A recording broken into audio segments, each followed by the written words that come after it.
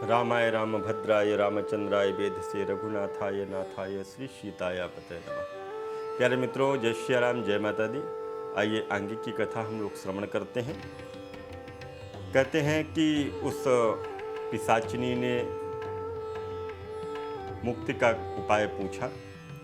तीर्थ, व्रत और दान आदि करने से समस्त पाप नष्ट हो जाते हैं, मगर प्रेत योनि में रहने वाले को इसका अधिकार नहीं है। तुम्हारे दुख को दूर करने से अत्यंत दुखी हूं और तुम्हारा दुख दूर किए बिना मुझे संतोष भी नहीं होता।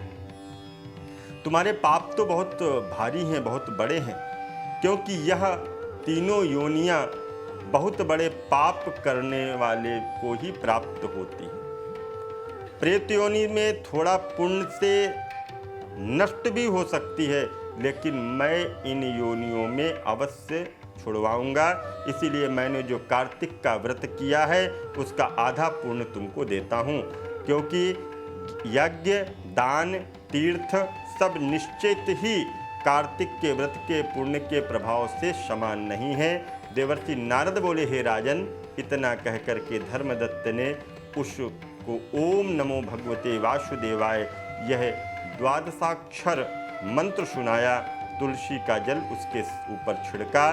बस फिर क्या था, एक क्षण में वह प्रेत योनि को छूट करके प्रज्वलित शिखा के समान दिव्य रूप धारण कर धर्मदत्त को दंडवत प्रणाम करके प्रसन्नता से गदगद होकर के बोली, हे ब्राह्मण, आपके आशीर्वाद से मैं इस घोर नरक से छूट पाई हूँ। मुझे पाप सागर में डूबती हुई के लिए कोई नौका के समान है आप। नारद जी ने कहा, हे राजन, अभी कलहा इसी प्रकार कह रही थी कि वहाँ पर विष्णु गण एक देदीप्यमान विमान को लेकर के आए। अप्सराएं और गण बैठे हुए थे। धर्मदत्त ने उनको देख करके प्रणाम किया।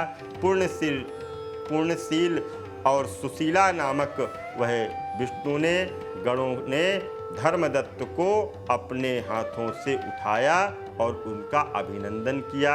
हे द्विजश्रेष्ठ, आप धन्य हैं जो सदा भगवान विष्णु के व्रत, कथा और सेवा में लगे रहते हैं।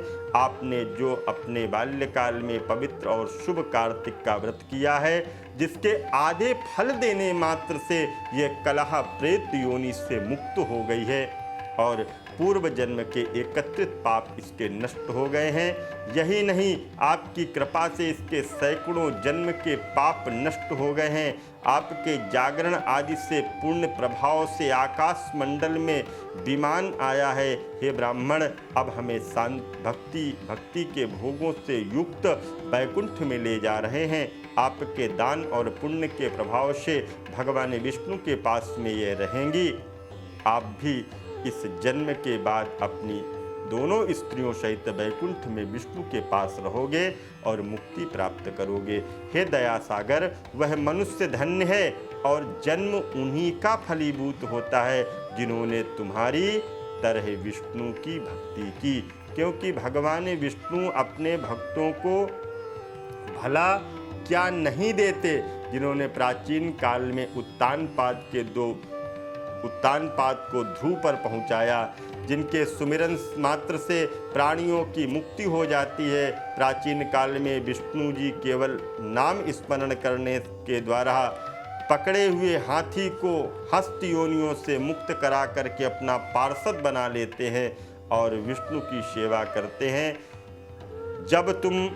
जब तुम्हारा पूर्ण क्षीण हो जाएगा, तब तुम सूर्य वंश में दोनों रानियों के साथ राजा दशरथ के नाम से प्रसिद्ध होगे और यह कलहा तुम्हारे आधे पुण्य की भागीदार होने के कारण तुम्हारी तीसरी भार्या होगी और विष्णु पुत्र के रूप में तुम्हारे पास में रहेगी और देवताओं का कार्य करेंगे।